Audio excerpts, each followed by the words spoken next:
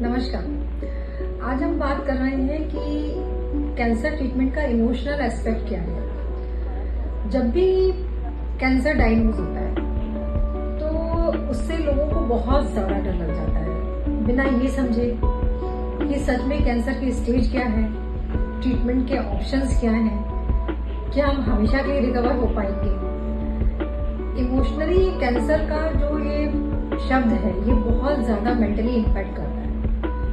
तो मेरा जो एडवाइस रहती है, जब भी ये डायग्नोज हो तो आप अपने कुछ लोगों को, मतलब जैसे कि जो आपके बहुत ही आपको लगता है कि आपकी बात समझते हैं, या खुद भी थोड़ा सा मजबूत होने की ज़रूरत पड़ती है। पहले तो ये समझने के लिए कि हमारा है क्या, कितना ज़्यादा ये ट्रीटमेंट इसका इम्पैक्ट होगा, ट्रीटमेंट के लिए उसके पहले हमें क्या क्या प्री रिक्विजिट्स हैं उसके ट्रीटमेंट के लिए। तो मतलब इमोशनल एस्पेक्ट्स और मेंटल सपोर्ट बहुत ज़रूरी है, बिना बजाय ये माने हुए कि बस अभी कैंसर हो गया है तो कुछ नहीं हो सकता हमारा। क्योंकि कई बार मैंने ये देखा है कि वो पेशेंट्स जो ठीक हो सकते हैं तो लेकिन कैंसर शब्द सुनकर ही लोग इलाज ही नहीं कराना चाहते हैं, या फिर मतलब कभी कभी आते हैं तो इससे कोई होता ही नहीं है कि समझ पाए कि क्या क्या उसके मतलब प्री रिक्विजिट्स हैं इलाज की, पहले क्या क्या हमें जरूरत होती है, इलाज कितने दिनों में खत्म होगा और उसके बाद क्या क्या होगा। किसी से सुन लिया कि हाँ बहुत लंबा ट्रीटमेंट चलता है तो सोचते हैं कि हर में लंबा ट्रीटमेंट चलेगा। किसी से सुन लिया कि बाल झड़ते हैं जिससे कि हमें बहुत डर लगता है, तो इसका मतलब अगर किसी को हो गया है, उसे बाल झड़ने से डर है, तो वो बिल्कुल भी ट्रीटमेंट नहीं कराएगा।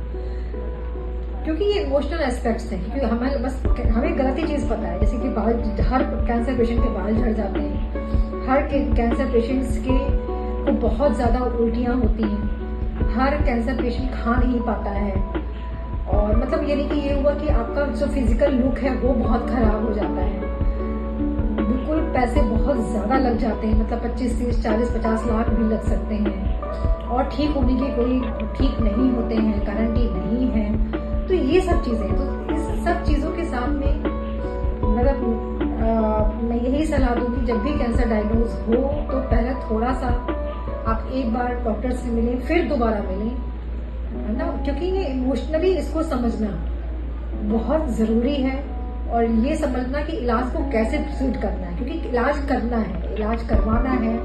एक स्टेज कभी कभी किसी पेशेंट में इस तरह की आती है जिसमें इलाज नहीं करवाना है या घर पर इलाज कराना है, वो सब चीज़ें that is very important to understand, and that can be understood only by multiple meetings। कई बार आप मिलिए, धीमे धीमे समझिए, फिर समझिए, कई बार समझिए, ठीक। तो इमोशनल एस्पेक्ट को कवर करना कभी कभी खुद समझने में बहुत दिक्कत होती है, क्योंकि एकदम से खराब चीज़ डायग्नोज हुई है या फिर कोई नई चीज़ डायग्नोज हुई है।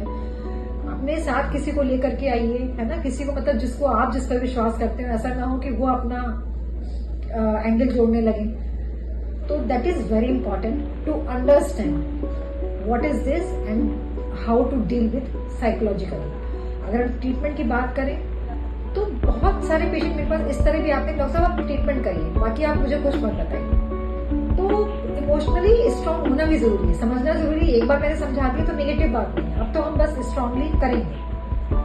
तो ये इमोशनली स्ट्रांग होना भी जरूरी है। तो इमोशनली इम्पॉर्टेंट है आपके ट्रीटमेंट के पहले भी कि सच में इलाज क्या होगा, सच में साइड इफेक्ट क्या होंगे, और हमारे लिए कितना ट्रीटमेंट जरूरी है। और ट्रीटमेंट के दौरान भी पेशेंट का, सभी का, मतलब जितने भी घर के सदस्य हैं उनका भी इमोशनली स्ट्रांग होना बहुत ज़रूरी है, before treatment, after treatment and at every aspect of the life.